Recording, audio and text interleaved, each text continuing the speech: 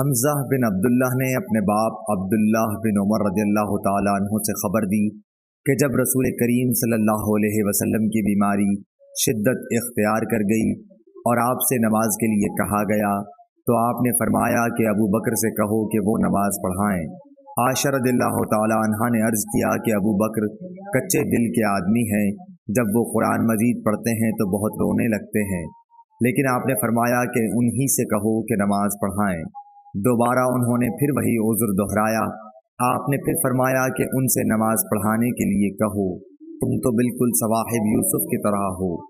اس حدیث کی مطابقت محمد بن ولید زبیدی اور زہری کے بھتیجے اور اسحاق بن یحییٰ کلبی نے زہری سے کی ہے، اور عقیل اور معمر نے زہری سے، انہوں نے حمزہ بن عبداللہ بن عمر سے، انہوں نے نبی کریم صلی اللہ علیہ وسلم سے۔